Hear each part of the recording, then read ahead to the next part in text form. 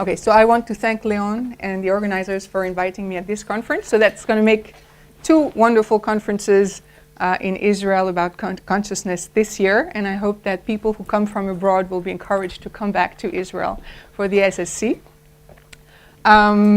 This talk is also going to be, like Liad's talk, a methodological talk. And I'm going to address the same kinds of questions, but I'm going to get to a slightly different conclusion. And I have bad news for Liad, because I think that ecological stimuli are passé. My children spend like 75% of their time on a 2D screen. So we're going to stick to old stimuli.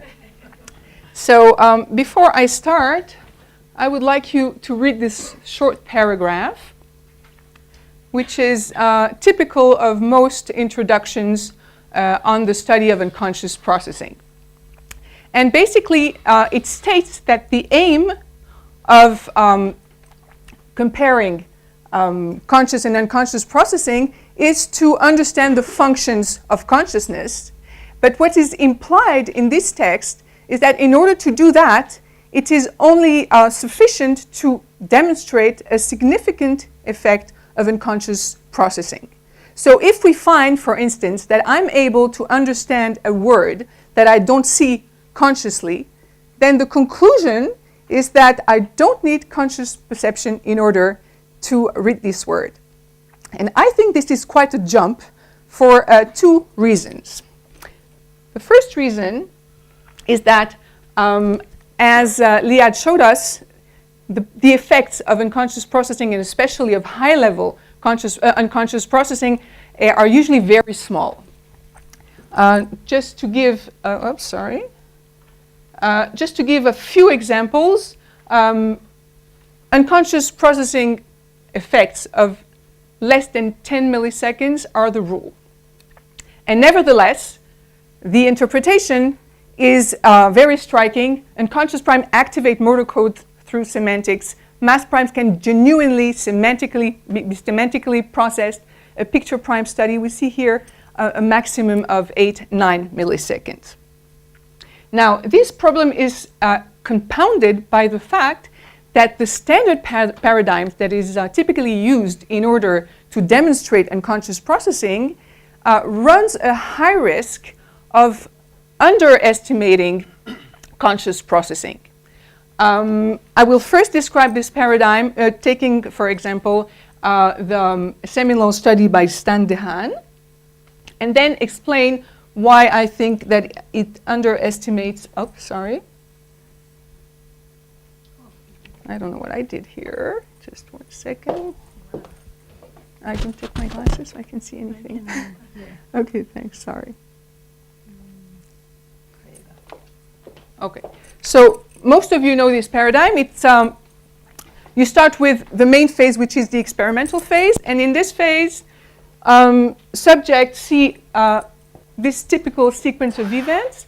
You have a prime, and this prime is masked. It appears for a small amount of time, and the parameters are fixed such that people won't even be aware of its presence. And then you have a target, and in this particular case, the task of the subjects was to decide whether the target was smaller or larger than 5. And the prime could also be smaller or larger than 5. And the critical finding is whether responses to the target are going to be influenced by the prime. That is, if they're congruent, we're going to be faster than if they are incongruent. And the subjects are not even alerted to the fact that the prime is there at all. So they have absolutely no notion that it's there. And then to verify that, maybe I'm going to use this thing. Oop. No. Sorry. Yeah. Oh, it's only a pointer. Yeah, it's only a pointer. Oh, okay. Sorry. Okay. All right. No, it's okay. And then you have a second phase that comes at the end of the experiment, in which you want to verify that indeed the prime was not consciously perceived. And in this case, we have exactly the same sequence of events, but instead of asking something about the target, now the subject knows that there was a prime, and they're asked about the prime. And here there's a variety of different methods in order to verify the conscious perception of the prime. It's usually a discrimination task, and if you have, if your responses are at chance, then you decide that the prime was not consciously perceived in the main experiment. Okay, so there's a diversity of different types of discrimination tasks that are used. The most stringent one would be to ask about the very presence of the prime, but it is very rare to find such experiments, and possibly because of what Liad was talking about, if you reduce the visibility of the prime to the level where people cannot even say whether it's here or not, you're going to have very little to work with for your unconscious processes. So what has become more and more popular in the literature is what is called the direct-indirect match criterion, which means that if the property of the stimulus that's relevant for my unconscious processing is whether or not the prime is larger or smaller than 5, then this is the kind of discrimination for which the subject should be at chance in order for me to decide that he's not conscious of what's important for the task. And this is the task that is usually used. And as I will show, this task is problematic because look at what's going on. In this phase, I expect something that's not visible to affect my judgments on something that's visible. But then I ignore the fact that in this phase, I ignore the fact that something that's highly visible is going to affect my responses at something that's minimally visible. Okay? So what it means is that if I unknowingly respond to the target because it's more salient than the prime on a large proportion of trials, I'm going to be at chance on the prime discrimination because they're orthogonal one to the other, which means that I'm going to have spurious chance performance, and this is usually overlooked. There are other important criticisms about this paradigm. One is, of course, that in order to decide that I'm at chance, or my D prime is 0, what is called the null sensitivity problem, I need a lot of trials, which I usually don't have in these experiments. And most importantly, the two measures that are relevant for my conclusion, that is the measure of priming and the measure of consciousness, are obtained under different conditions at different moments. And this is the task comparability problem, which means that I might be in a totally different state during the awareness phase.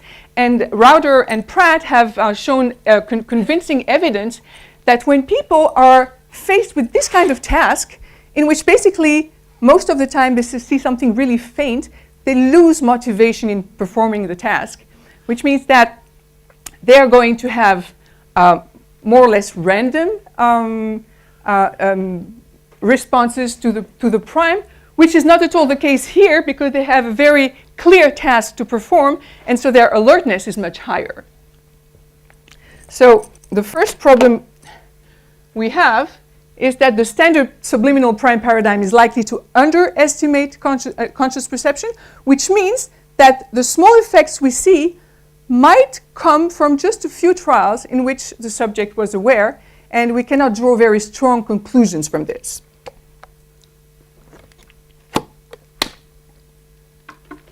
The second problem is that, just to remind the text you read at the beginning, what we're really looking at is to what extent conscious and unconscious processing are different. And in order to do that, you need to compare conscious and unconscious processing. The problem is that with the standard paradigm, the prime is always subliminal, and therefore there's no conscious condition to which you can compare it. Now, of course, the implications of the comparison are really important. Suppose you find a 15 millisecond unconscious priming effect, which is on the high side of the distribution of effects in this field. The implications of this finding are going to be completely different if, when you compare it to a conscious condition, you get this result, which means that there is no effect of conscious perception, of conscious perception on the process you're investigating, versus this result, which would mean that conscious perception contributes very highly to this process.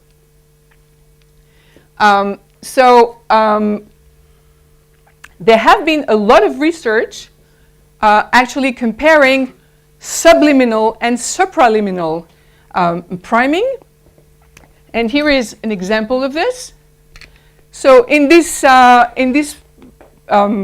research, what people are comparing, what the authors are comparing, is a condition in which subjects are at chance at discriminating the critical stimulus, whereas they have a condition in which there is no mask, and so the stimulus is completely visible.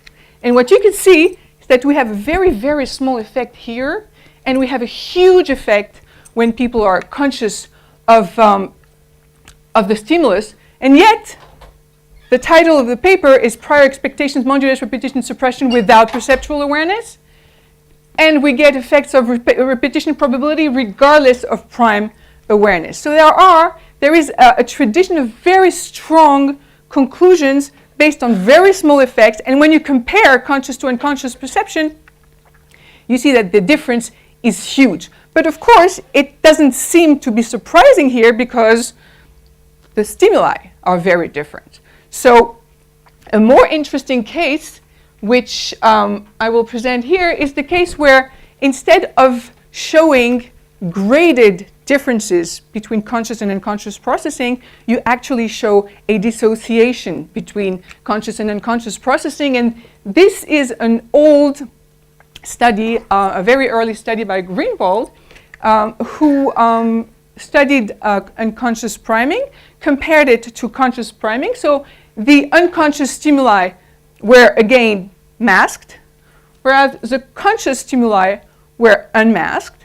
And what they showed is that when you manipulate the time between the masked stimulus and the target, the unconscious effect disappears completely, whereas the conscious effect actually grows.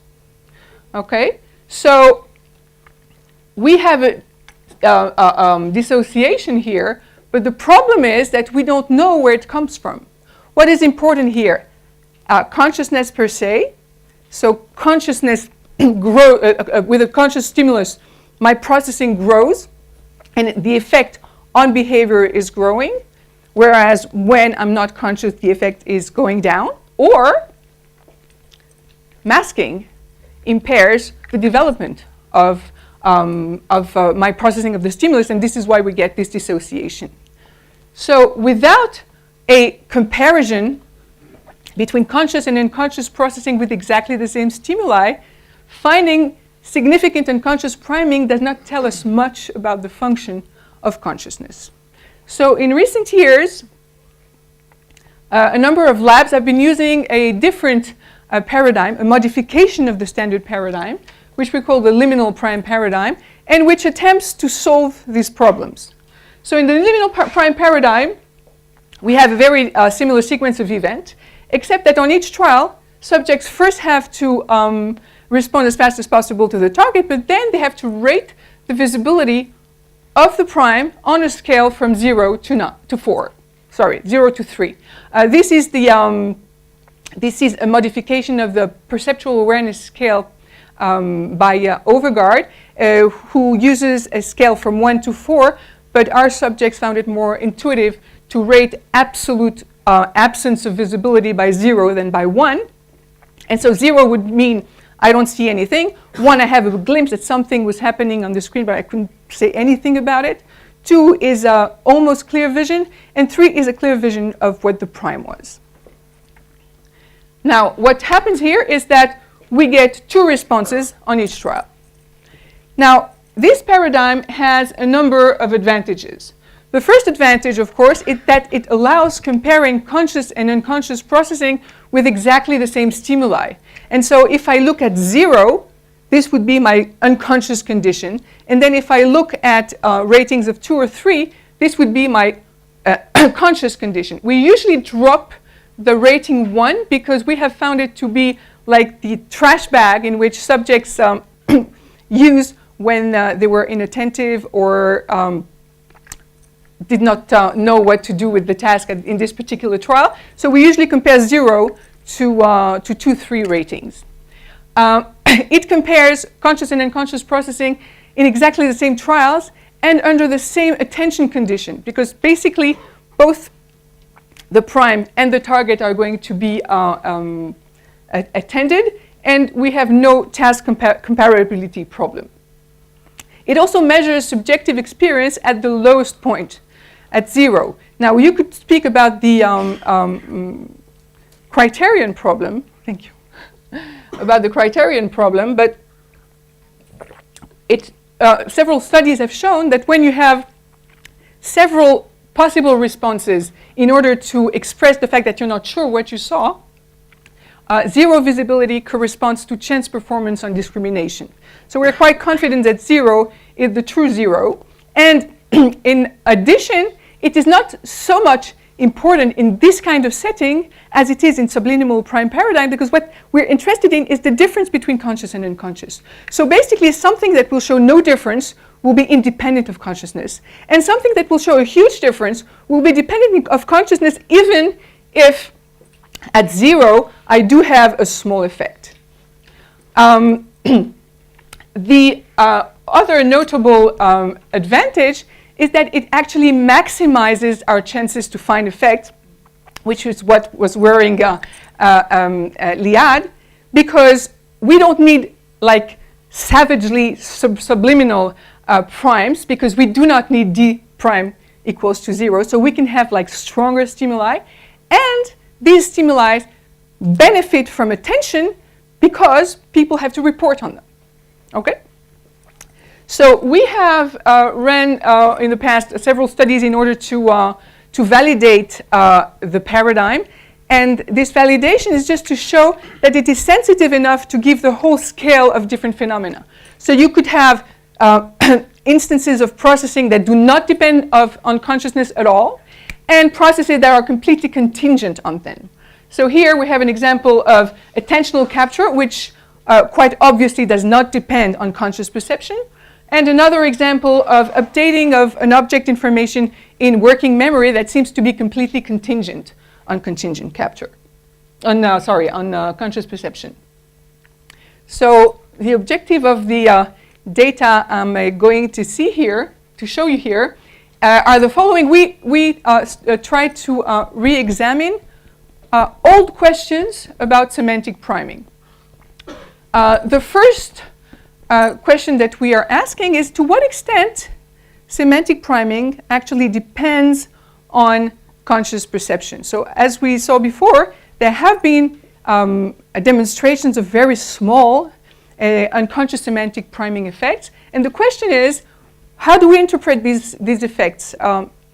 Do we get something similar when people are conscious of the same stimulus, or do we get a big difference between the two? The second is, let's see whether we have unconscious semantic priming at all on 0 visibility trials when we avoid the caveats that are associated with the subliminal prime paradigm. The third question is, well, let's go back to the beautiful dissociation that Greenwald demonstrated with masked versus unmasked stimuli, and let's try to see whether we can actually find a dissociation between the time courses of conscious and unconscious perception. And the last question, which I think is interesting, is supposing that we do find a dissociation between the time course of unconscious and conscious semantic processing. Will that be true? Would we find such a dissociation for every other aspect of the stimulus, including low-level aspects? So this is what we tried to do in 4 experiments. So the basic pattern of the experiments with this one, we had numbers as primes and targets, which were masked. And we used the liminal prime paradigm.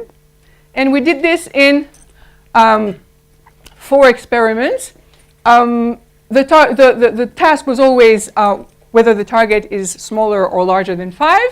And we had a target set that comprises of 4 numbers, 2, 4, 6, 8 in one group, and 1, 3, 7, 9 in the other group, counterbalanced. And so we had 2 types of prime sets. One prime set that overlaps with the target set, and one prime set that does not overlap with the target set. And I will explain later why this is important. So, supposing that your target is 4, you have 3 critical conditions. The first condition is when the prime and the target are identical. So the prime is 4 and the target is 4. The second kind is when you have compatible and incompatible digits that are in the target set. So in this example, that would be a prime of 2, which has been encountered as a target, would be compatible, whereas a prime 6 would be incompatible. And you have the same distinction here for novel primes, which were never encountered as targets. So this allows us to, I'm constantly doing the right, sorry. Sorry about that. So we can measure 3 kinds of priming. One is repetition priming, which means that we compare the case where the prime is identical and the case where it's different, but it is compatible. And it is part of the used prime set, which means that in this case, what we will obtain is a comparison between conscious and unconscious basic perceptual priming, which perceptual processing, which is not confounded not with conceptual processing or with response selection, because the same response is elicited by the 2 stimuli. The next priming we can find is response priming. So as I told you before, it is important to distinguish between used and novel primes, because when the subjects perform the task, with practice, they're going to form associations, direct associations between the perceptual representation of the prime and the response associated with it, because they learn it by associating the same representation of the target with the correct response. So at some stage, the conceptual analysis, or the semantic analysis, if you want, of the prime can be bypassed, and we have like stimulus response binding that are going to be automatically retrieved, and this will be reflected in compatibility effects with use primes that are different from the target. And then we have semantic priming, in which such associations are not going to help me perform the task. And if I genuinely process the target, the prime, unconsciously to the semantic level, I should get semantic priming. So we ran 4 experiments. We had novel, where are the escape here? Oh my gosh. Okay. We had novel and used for, I don't know where your escape, if you just show me where escape is, this is end show, that's the problem. You don't have an escape? Yeah, there. Oh, okay. I see. It runs from one to the other, I see. Okay. So we have 1 experiment for novel primes, and two experiments for novel primes and 2 for use primes, and the difference between the 2 experiments in each category only had to do with very minor differences in the response. We asked, in one case, they reported their visibility reports vocally, and in the other condition, they used key presses, but this is not important. And there were 18 participants in each experiment. And what we did is what I showed you before. There are 2 things that are important here. One is that we forced the subjects to respond within a 600 millisecond window. And the reason we did that is because we found in previous research, together with other researchers, that after 600 milliseconds, the priming effect is completely disappearing. And most importantly, we manipulated the time between the prime and the target.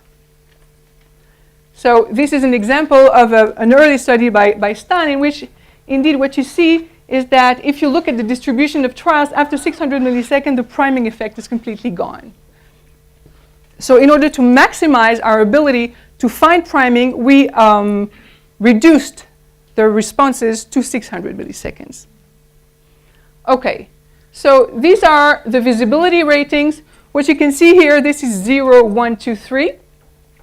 What you can see is that both for novel and used primes, about 50% of the primes were completely invisible. And what is interesting here is that we found a significant effect of novelty. So it seems that novel primes emerge to consciousness with a higher probability than used primes, which is also an advantage of this paradigm, in which you can compare the level to the probability of different classes of stimuli to emerge to consciousness. And this is the ratings for catch trials, and what you see is that in both sets of experiments, catch trials elicited a 0 or 1 or very low visibility responses for all subjects and in all experiments. Can you remind me what a catch trial is? Sorry, a catch trial is when there's no prime. Okay, so this is a very important condition because it allows us to evaluate the reliability of the subject's reports. So let's start with semantic priming. So here are the reaction times for the short SOA and the long SOA. And we have exactly the same stimuli in the conscious and unconscious conditions. So here we have only novel primes. And what we see here is that we entirely replicate Greenwald's dissociation in time of conscious and unconscious semantic priming. Okay, so with novel primes, we still have a difference between conscious and unconscious processing, semantic priming, which is not huge. I was very surprised to see this difference because basically it's like smaller by 30%. And then after 200 milliseconds, the effect is completely gone, and it is replicated with the accuracy data. Now we can look at the SR priming data, and to our surprise, they were extremely similar. So again, conscious priming tends to increase with time, and unconscious priming tends to decrease. So semantic priming depends on conscious perception, but it's not entirely contingent on conscious perception, and it has a dissociable time course. Now, I think the most interesting data come from the identity primes condition, in which what we can see here, on the errors there's nothing, but on reaction times, we get an effect that actually grows with time, and that is completely independent of consciousness. So with this paradigm, we could see cases in which the priming is entirely contingent on conscious perception, and this is late in time for semantic and SR priming. And we have a situation in which it's completely independent of conscious perception, which is the case for repetition priming. So to wrap it up, the summary of the findings here is that, well, semantic priming moderately depends on conscious perception. There is unconscious priming at zero visibility trials. They can be dissociated in times. And when one aspect of the stimulus becomes unable to affect my behavior, other aspects can actually have a growing impact, and that's what we saw about the identity primes, which reflect perceptual processing. Now, the conclusion is that at least for a simple manipulation of single digits, we're talking about semantic priming, but we have to remember what stimuli we're using here. So they are very simple stimuli. It seems that unconscious semantic processing was not overestimated. The present findings suggest a major dissociation of conscious and unconscious processes in time. And it shows that the liminal prime paradigm can be useful to uncover the functional differences between conscious and unconscious perception.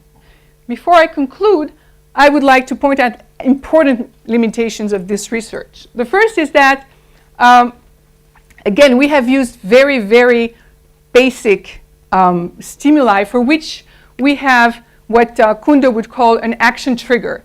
When I see the number 2, even if it's not in my target set, and I have been trained to respond to 3 as smaller than 5, then 2 might automatically get the same action trigger. And what we see here might be all of it stimulus response priming rather than truly semantic priming. And this is why we're running more experiments with different stimuli.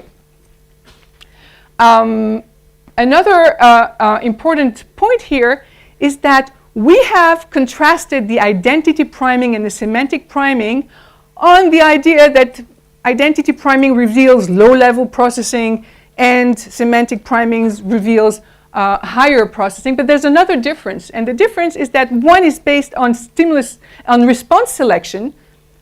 What we measure for semantic priming is the compatibility effect, whereas the other is not based on response selection, because in both cases we have an identical prime that is compatible or a different prime that is compatible. And this opens an interesting question of whether we are not mistaken in using response compatibility effects, because they might be the limiting factor and not actually the representations that can affect our behavior. So it would be interesting to find a different avenue for probing unconscious processing that does not rely on response compatibility effects, because it might be the case that very early on, the semantic representation, which is still well alive, does not affect my response selection anymore. And this is something that we're also trying to look at. The last limitation that I think is very important and might be an introduction to Leon's talk is that there is never a real liminal prime that has constant stimulation. It might have constant stimulation in the world, but not in my brain. Because if it did, then there's no reason why I could be conscious on some trials and unconscious on other trials. Which means that although we have tried to make the conscious and unconscious condition as close as possible, it's never perfect.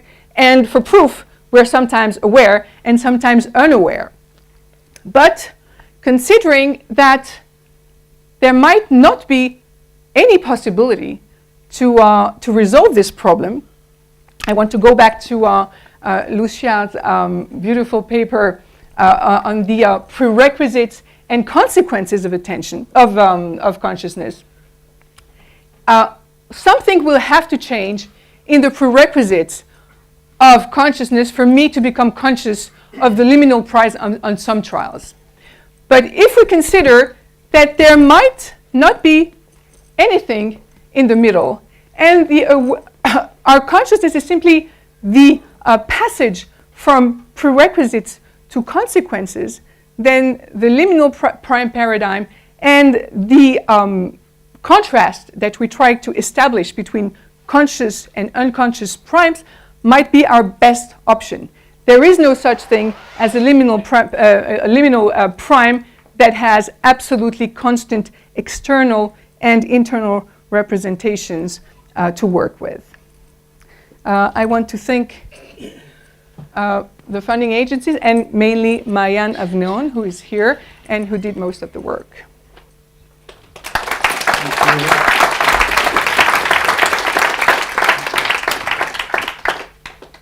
Okay, we have time for questions. Here's the microphone.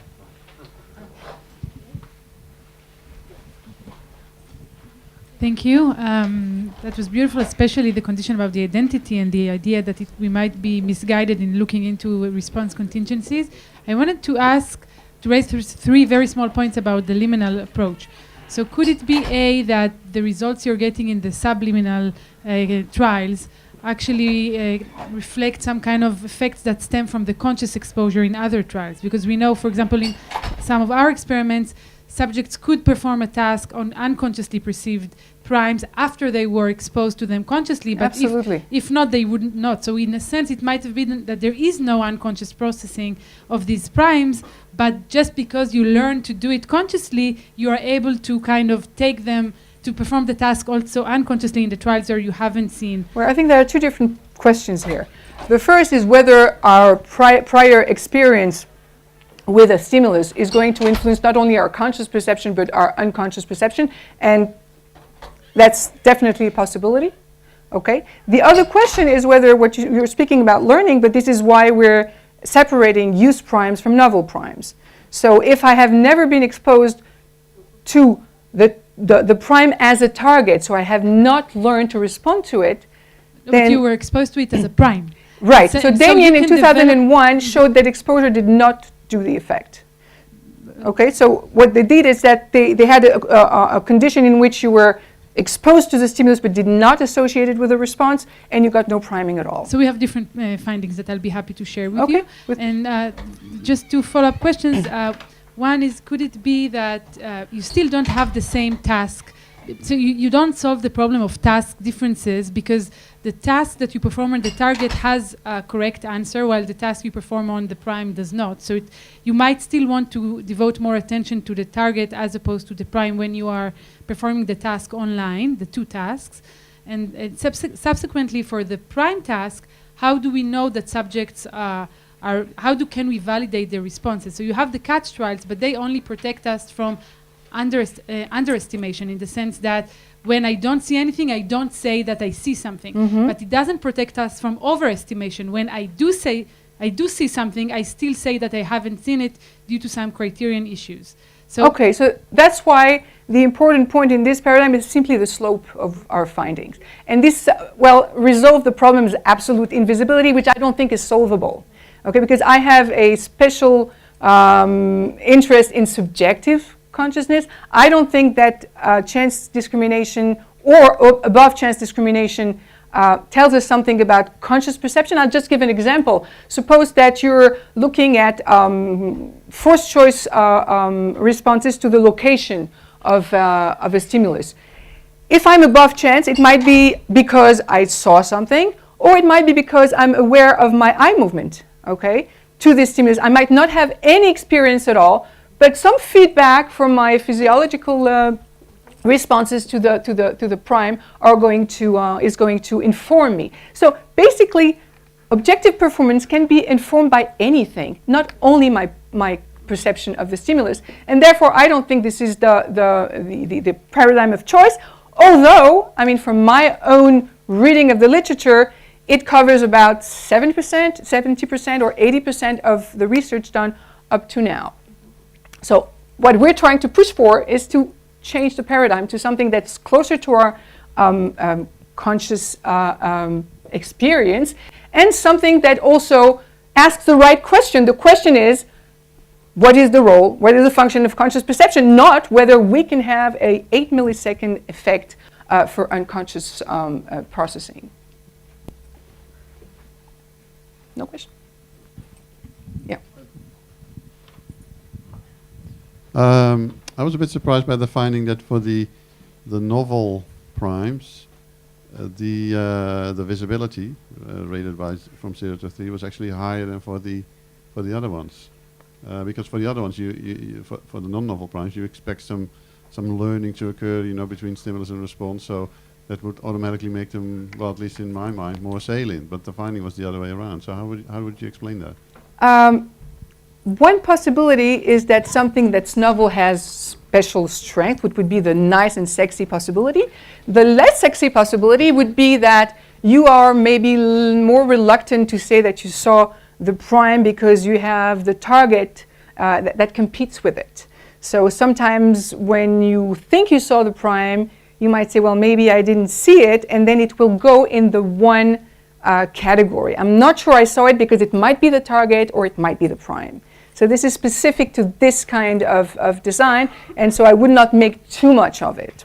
I still want to defend the liminal prime paradigm in asking this kind of questions, because, for instance, when you, for the research I showed on attentional capture, if you look at the chances for something that's relevant to your task, like suppose you're looking for something red and you have a red prime, red primes are going to be reported as visible much more than green primes that are irrelevant, which means that relevance increases the chances for conscious perception. So it might be a nice paradigm in order to differentiate better than BCFS, for instance, which is confounded with response factors. Here you don't have any response factors. All you have is the visibility ratings.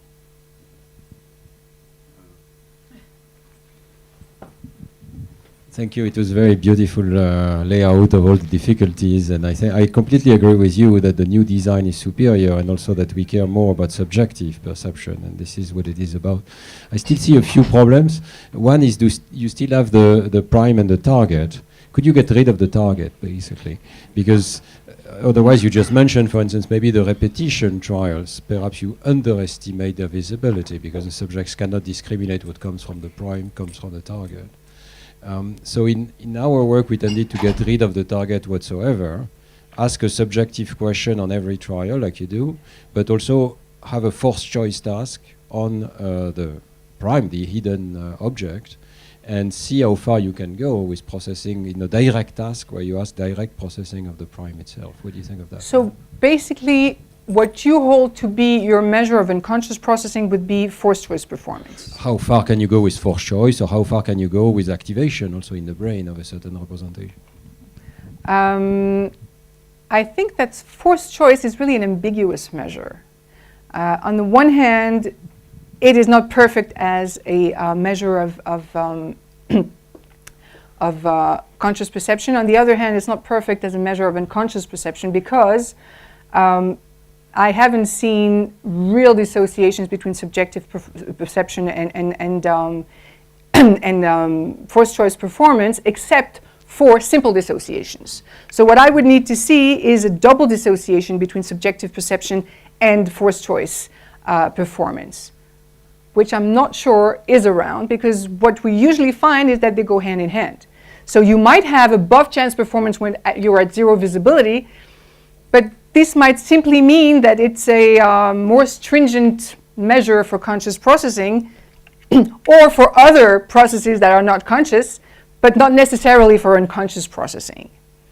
I don't know if I'm making sense. I'm not sure if I'm following completely, but for instance, with Claire Sergent, we had, I think, what is perhaps counts as a dissociation, preserved forced choice performance on the first order, but destroyed ability to detect your errors. For instance, error detection is completely gone when it's unconscious. So I don't know if that counts as yeah, the but sort of dissociation. it's a dissociation that's a simple dissociation. You don't have like you don't have something that's going to grow on your objective measure and go down on subjective measure and the other way around. So what we have here, for instance, is between priming and conscious perception, we see that time affects them completely differently. What I would like to see is some factor that affects conscious perception measured by visibility and forced choice performance in different directions, because otherwise it always runs the risks to be somewhere along the line. I don't have the answer for that, right? But because I do think that in some cases it does reflect in conscious processing, but it's still a little bit unsure. One last question. It's more. It goes back to Victor's question. So you could probably actually make a plot or analyze how much the visibility changes as a function of exposure, right? And then have that as a control for your measure, right? So that's one methodological point. And the second one is in these two sets that you have, very nicely you have that the number 9 was never part of the task set because it was it was always novel. So you had the visible ones were, if I remember correctly, something like 2, 3, You're right. and 7, 8. But 9 is something that was never part of your task set. You never see it. So maybe that is your critical number because it goes away from the task. But it was in different subjects. For instance, 1, 3, 5, and 7 were never seen by subject who had 2, 4. So it's not that it was in the same experiment and you had the two types of targets. Oh, I see. You have subjects who have only 4 numbers, another that have only 4 numbers. So there's the same status for the remaining five Yeah. novel primes. But you could do You could so. do that. But Which it's- one of the digits never appears as a visible one. Oh, so it's always, so, but then I lose the liminal prime paradigm. The target is visible. It never appears as a As a target. But this is exactly, all the novel primes are in this category. Okay, so Yeah. maybe something was not clear in my, No, no, in my exactly. explanation. So Yeah. when I'm exposed to 4 targets, the remaining 5 numbers were never experienced as Exactly. so for both groups, 9 happens to be always novel, but it doesn't matter. It matters in the sense that, you know, like, so if the ones that you have seen and you were part of your target are like, and this is a methodological point that Greenwell actually has made, like it becomes part of your task set. So you go from numbers between 8 and 2. And so you make Okay. your series, your All right. associations between those. Okay, so But I if should you look go at, okay, away I see. from those, then you don't have that. No, it's I not even part of doubt the that task. you restrict it to 8 when you know your 10 numbers, honestly, but it would be But they interesting. have actually looked at that, and it's Yeah, but I think it was much narrower. So the difference is if I'm between small numbers versus far numbers. Here it's only 1 above. I don't think they're going to be so sensitive to restrict their set to 8 numbers, but might be the You can case. measure it. It's empirical. You're right. Let's continue it during lunch. This is the end of this session.